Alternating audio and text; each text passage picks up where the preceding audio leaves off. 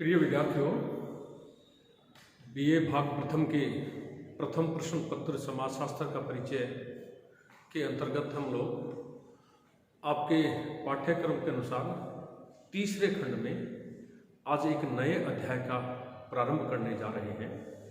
इस तीसरे खंड में हमने सामाजिक स्तरीकरण और सामाजिक गतिशीलता के बारे में बात कर ली है पिछली कुछ कक्षाओं में।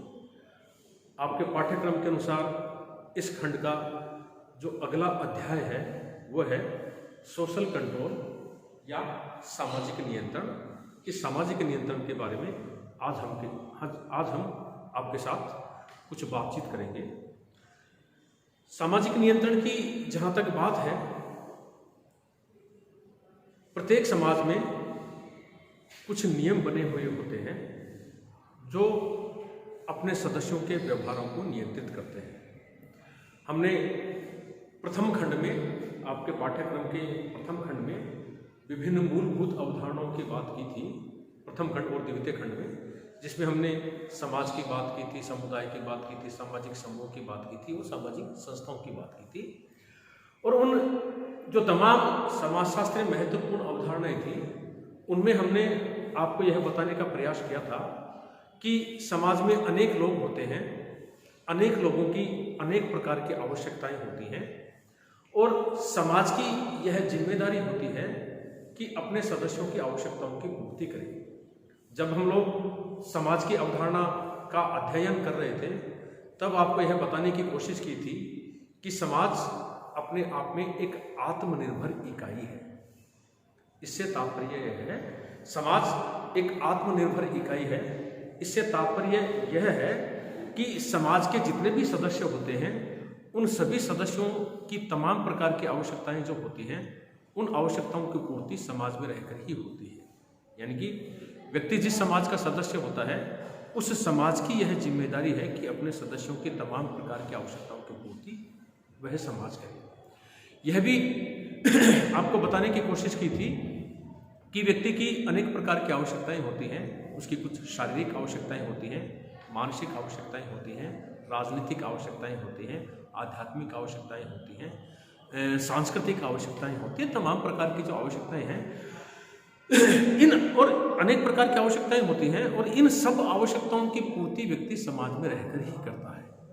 उसको और कहीं इर्द गिर्द भागने की जरूरत नहीं होती है। इन सभी प्रकार की आवश्यकताओं की पूर्ति समाज में रहकर ही हो जाती है। लेकिन प्रत्येक समाज ने अपने सदस्यों की आवश्यकताओं की पूर्ति करने के लिए कुछ नियम बना रखे हैं।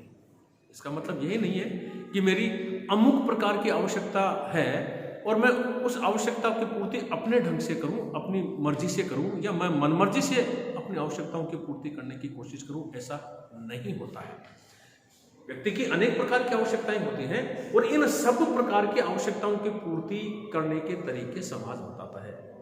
जैसे कि हमने उस वक्त आपको उदाहरण के द्वारा बताया था कि हमारी मिठाई खाने की इच्छा है, तो समाज कहता है कि भैया आपकी मिठाई खाने की इच्छा है तो अपनी जेब की व्यवस्था देखें और मिठाई की दुकान पर जाएं और मिठाई के दुकानदार से आप मिठाई का मोल भाव करें, ठीक है, और मिठाई उससे तुलवाएं, बदले में उसको मिठाई का भुगतान करें और अपनी मिठाई खाने की इच्छा की पूर्ति करें।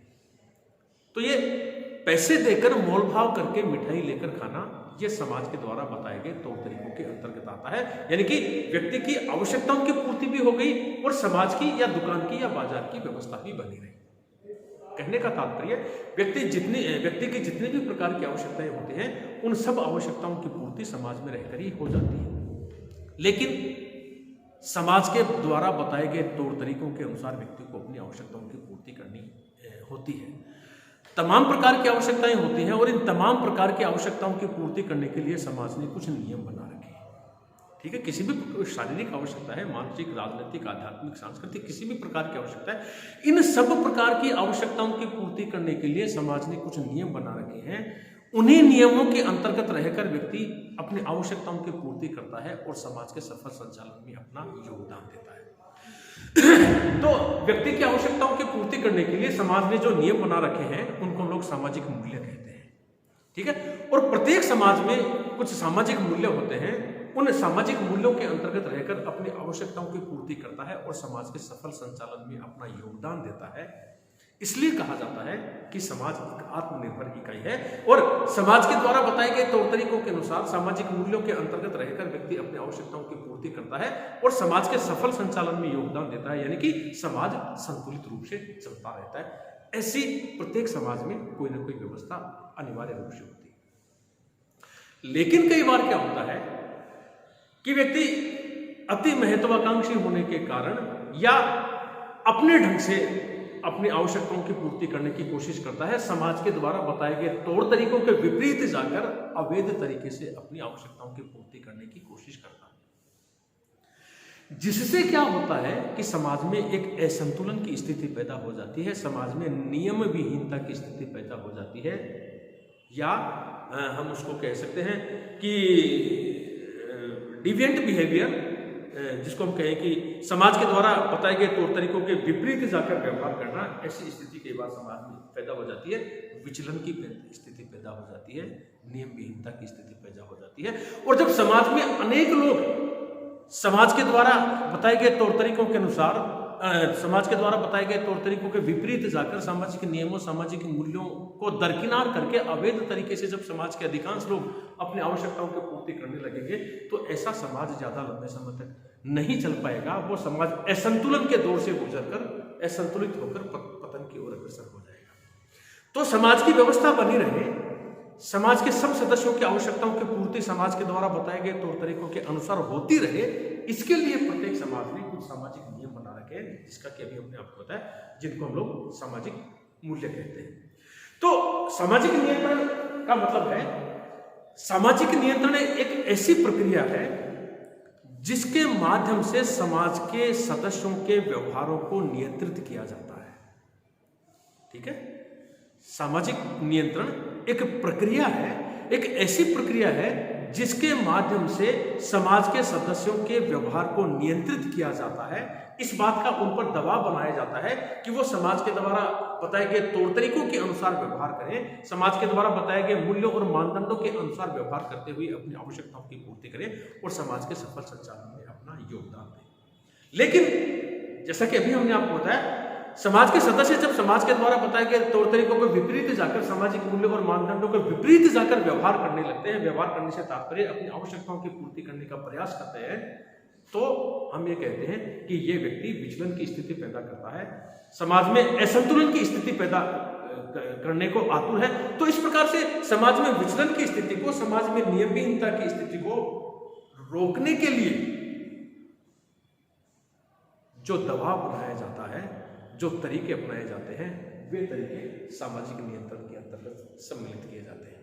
ठीक है, यानी कि हर समाज में ऐसे नियम अवश्य होते हैं जो वहां के लोगों के व्यवहार को नियंत्रित करते हैं।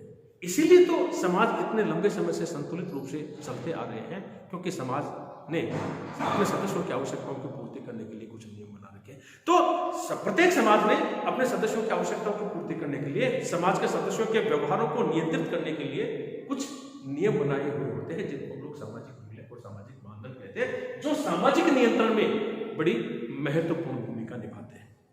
अब हम बात करते हैं सामाजिक नियंत्रण के बारे में कि साहब सामाजिक नियंत्रण का सामाजिक नियंत्रण का सैद्धांतिक दृष्टिकोण के, समाजशास्त्रीय दृष्टिकोण से सामाजिक नियंत्रण को कैसे परिभाषित करें। एक बात तो हमने आपको बता दी कि जब व्यक्ति अपनी आवश्यकताओं की पूर्ति समाज के नियमों के अंतर्गत रहकर करता है, तो हम कहते हैं कि समाज नियंत्रित रूप से चल रहा है, संतुलित रूप से होकर चल रहा है। ठीक है, लेकिन जब सामाजिक नियमों के विपरीत जाकर व्यक्ति व्यवहार करने की कोशिश करता है, अपनी आवश्यकताओं की पूर्ति करने की कोशिश करता है, तो उस व्यक्ति के व्यवहार को नियंत्रित किया जाता है।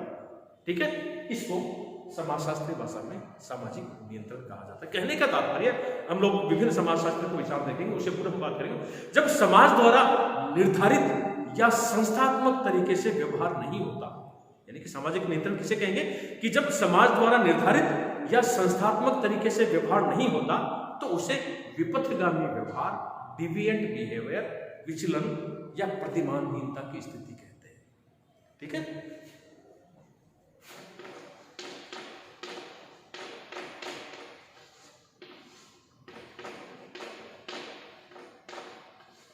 विपथगामी व्यवहार और विपथगामी व्यवहार का मतलब है समाज के द्वारा बताए गए तौर तरीकों के विपरीत जाकर व्यवहार करना। इस प्रकार का व्यवहार विपथगामी व्यवहार है।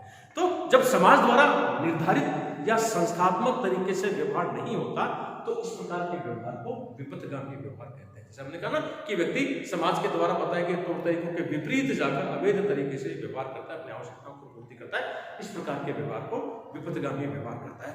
और सामाजिक नियंत्रण का यह कार्य है कि समाज में विपथगामी व्यवहार को कम से कम करे या विपथगामी व्यवहार को रोके।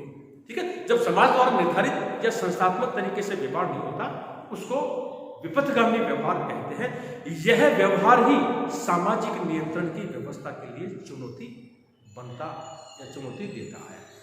यानी कि सामाजिक नियंत्रण की आवश्यकता क्यों पड़ी?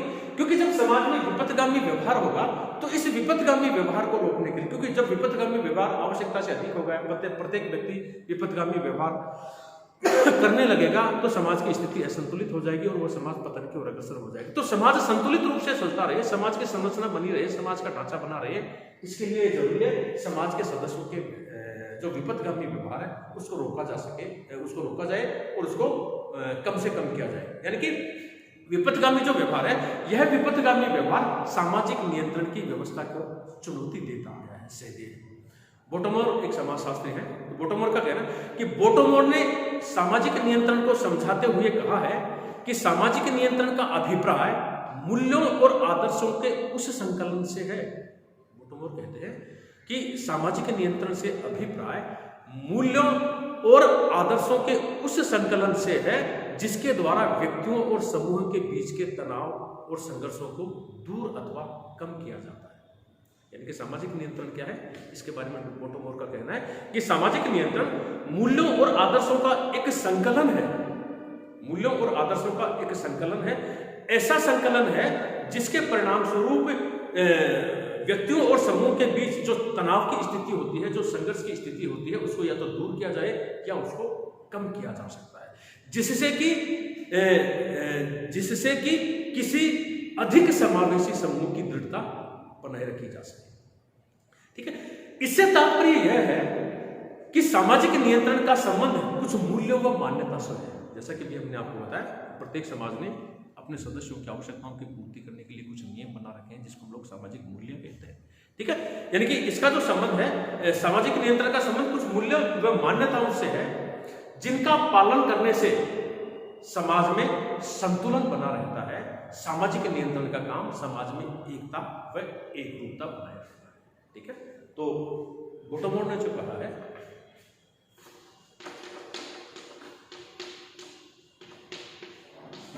बोटोमोर का कहना है कि सामाजिक नियंत्रण जो है वो क्या है, मूल्यों और आदर्शों का एक संकलन है जिसके माध्यम से व्यक्तियों और समूह के बीच तनाव को कम किया जा सके, संघर्ष को कम किया जा सके और साथ ही साथ समाज की व्यवस्था बनाए रखने में अपना योगदान दिया जा सके। इसको सामाजिक नियंत्रण कहा जाता है। टालकट पार्सन्स इससे संबंधित अपने विचार व्यक्त करते हैं।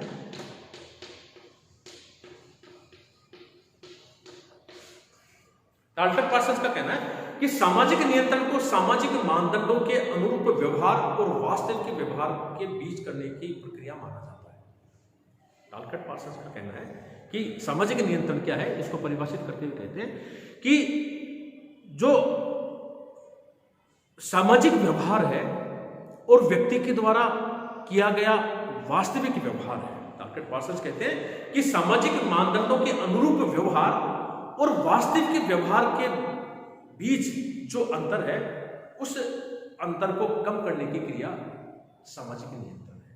यानी कि सामाजिक नियमों, सामाजिक मूल्यों और मानदंडों और सामाजिक आदर्शों के अनुसार एक तो व्यवहार होता है कि समाज व्यक्ति से यह अपेक्षा करता है कि यह व्यक्ति इस प्रकार अपनी आवश्यकताओं की पूर्ति करे या समाज में रहकर इस प्रकार से व्यवहार करे। एक तो यह व्यवहार होता है। एक व्यक्ति वास्तविक रूप से अपनी तरफ से व्यवहार करता है तो समाज के द्वारा बताए गए तौर तरीकों के अनुसार व्यवहार और व्यक्ति के द्वारा किए गए व्यवहार के बीच में जो अंतर है, उस अंतर को कम करने की क्रिया माना है टालकट पार्सन्स ने सामाजिक नियंत्रण को। यानी कि टालकट पार्सन्स का कहना है कि अपेक्षित व्यवहार और वास्तविक किए गए व्यवहार को कम करना या उसको कम से कम करना या उसको रोकना, इस प्रक्रिया को, इस क्रिया को समाजशास्त्र दृष्टिकोण से सामाजिक नियंत्रण कहा गया है।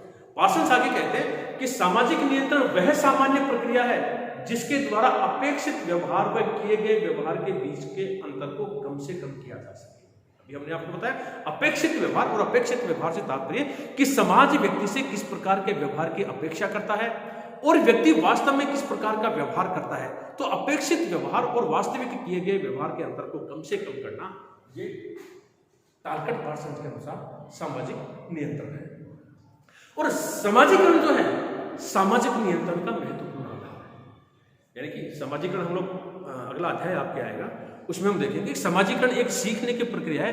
क्या सीखने की प्रक्रिया है, इसके जवाब में आपके कहेंगे कि सामाजिक नियमों, सामाजिक मूल्यों और सामाजिक मानदंडों को अपने अंदर उतारना, अपने आत्मसात करना और उसके परिणाम स्वरूप अपने स्व का विकास करना और समाज का क्रियाशील सदस्य बनना, इस क्रिया को हम लोग समाजीकरण कहते हैं। संक्षेप में हम ये कह सकते हैं कि समाजीकरण वह प्रक्रिया है जिसके माध्यम से व्यक्ति अपने व्यक्तित्व का विकास करता है और समाज का क्रियाशील सदस्य बनता है।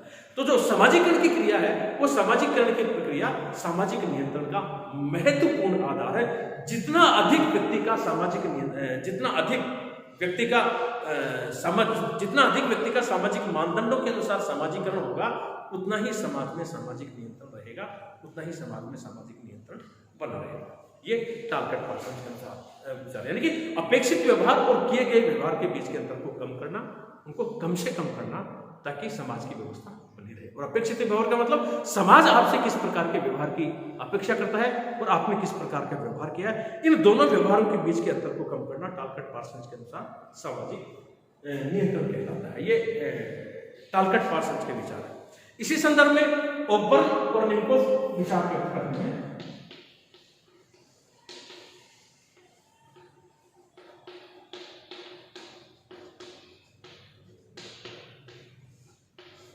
ओबर्न और निकोफ का कहना है कि सामाजिक नियंत्रण के बारे में ओबर्न और निकोफ कहते हैं कि यह वह प्रक्रिया है, सामाजिक नियंत्रण के बारे में कहना है, यह वह प्रक्रिया, वह साधन है जिसके द्वारा समूह सामाजिक मानदंडों के विचलन को सीमित करता है। ये ओबर्न और निकोफ के विचार है, जिनका कहना है कि जिसमें जो समूह है वो समूह सामाजिक मानदंडों के विचलन को सीमित करता है। यानी कि समाज में जो सामाजिक मानदंड है, उन सामाजिक विचलन का मतलब भटकना है, बताए गए रास्ते से भटक जाना, विचलित हो जाना। तो समाज में जो सामाजिक समूह है, वो सामाजिक समूह का काम है कि वो सामाजिक मानदंडों के विचलन को कम से कम करे, सीमित करे। ओबर्न और निकोफ के अनुसार इस क्रिया को, इस साधन को, जिसके के माध्यम से विचलित व्यवहार को कम किया जाता है, सामाजिक नियंत्रण कहा जाता है। इसी संदर्भ में टालकट पार्सन्स की एक युक्ति है, एक कोटेशन है सामाजिक नियंत्रण के बारे में, जिसमें उन्होंने कहा कि सामाजिक नियंत्रण विपथगामी व्यवहार की कली को फूल बनने से पहले ही कुचल डालता है। ठीक है, टालकट पार्सन्स कहते हैं कि सामाजिक नियंत्रण विपथगामी प्रवृत्तियों की कली को फूल बनने से पहले ही कुचल देता है। यानी कि इससे पहले कि विपथगामी नामक व्यवहार की कली की फूल बने, उससे पहले उसको कुचल डालता है। अर्थात इससे पूर्व कि विपथगामी व्यवहार विकसित हो, बहुत ज्यादा समाज में फैल जाए विपथगामी व्यवहार, वह अपने आरंभिक रूप में ही सामाजिक नियंत्रण के कारण कुचल दिया जाता है, उसको दबा दिया जाता है। इस प्रक्रिया को टालकट पार्सन्स के अनुसार सामाजिक नियंत्रण कहा जाता है। इस संदर्भ में गिलिन एवं गिलिन के विचार भी हैं।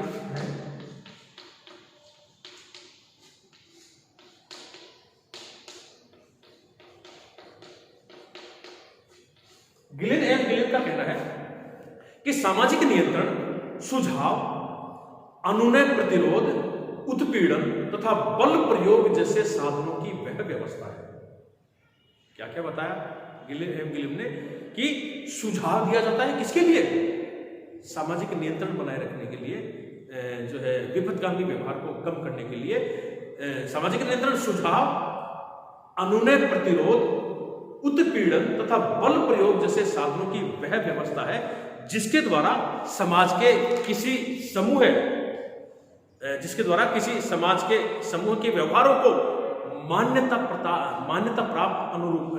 प्राप्त प्रतिमानों के अनुरूप बनाता है, अथवा जिसके द्वारा समूह के सदस्यों को अपने अनुरूप बनाता है।